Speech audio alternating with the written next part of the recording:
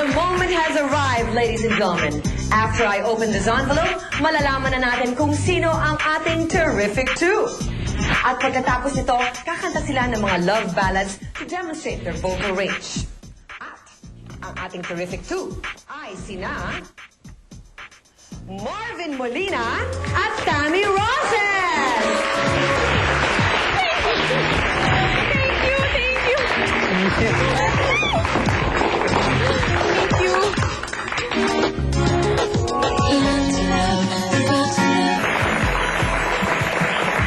Ang unang kakanta sa ating Terrific 2 ay si Marvin Molina, a hip-hop boy who grew up in America. Ang tanong, pababalikin kaya siya sa tate kung matalo siya sa Pinoy Singing Idol? Panoorin po natin ito. Just do your best, son. Baka ito na ang ikatupad ng pangarap mong magkaroon ng isang singing career. That's your dream, Papi, not mine. Remember na nagbukas ng restaurant? Kaya nagpipilit sa akin kumanta eh. Oh, what do you mean? Yung paglipad mo sa LA para kumuha ng recording contract. Ikaw na nag-uutos sa akin nun eh. Hindi nga ako nakatiis eh, umuwi ko kagad. And I'm not gonna join all the singing contests kung hindi ako pinilit. Ngayon parang sinasabi mo, pinipilit lang kitang kumanta. Ganun ba? Papi, I love to sing, Papi. Pero ayoko nang masistress about singing. Stress? Stress is part of everything. Kailangan mong stress kung gusto mo maging magaling sa isang bagay. To be good at something, you need to overcome stress. Kaya kailangan kasama yung stress na yun. Papi, I just wanna have fun. Fun? Anong ginagawa mo rito kung gano'n? Sinasayang mo lang ang buhay mo. Pareho ng pagsasayang ng buhay mo dun sa Amerika. Sabi, kung ganyan ka lang ganyan, pawardi-wardi ka lang dito. Tapos matalo ka dyan sa contest na yan, eh mas mabuti pa, pabalikin na lang kita nun sa Amerika. Para magkaroon ng direksyon yung buhay mo. Papi, come on.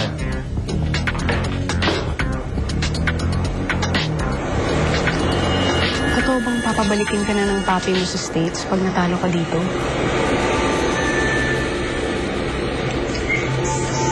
And now, to sing Bakit Pa Ba, here is Marvin Molina.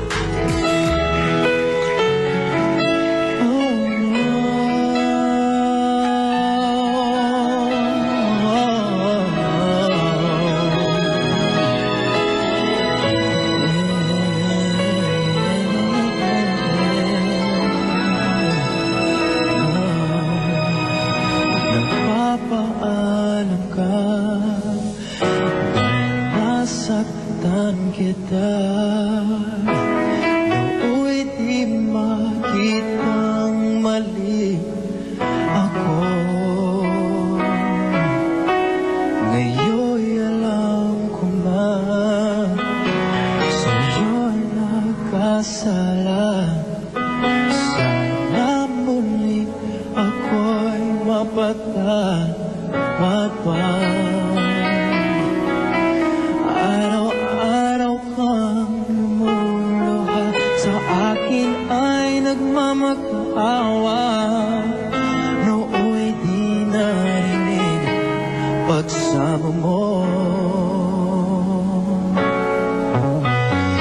Bakit ako't nagawa? Nasaktan ko man sa tulad mo na aking sana mahal.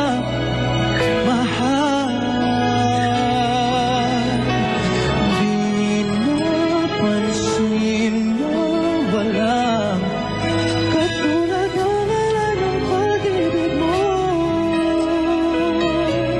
sa akin. Ako sana muli ay patawarin.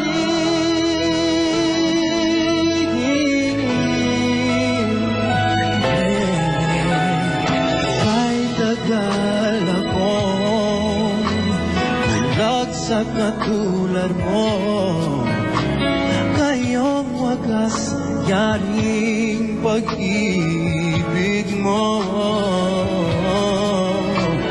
Iniwan pa kita, laging nag-iisa.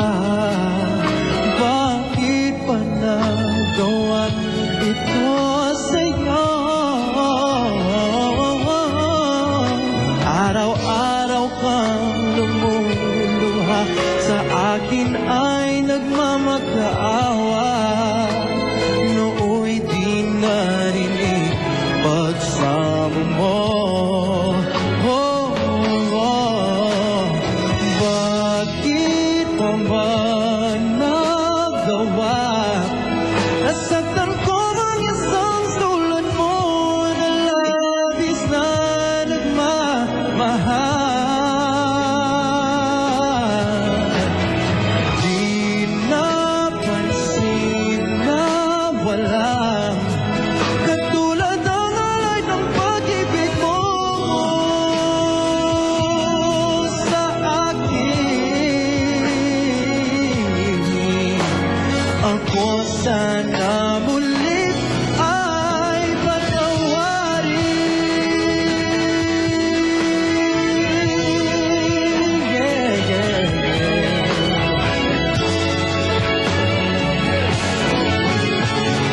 Wow, bakit pa ba nagawa? Nasaktan ko ang isang sulat mo na labis na nagmamahal. Di napansin na walang katulad ang alay ng pag-ibig mo sa akin. Ako sana muli ay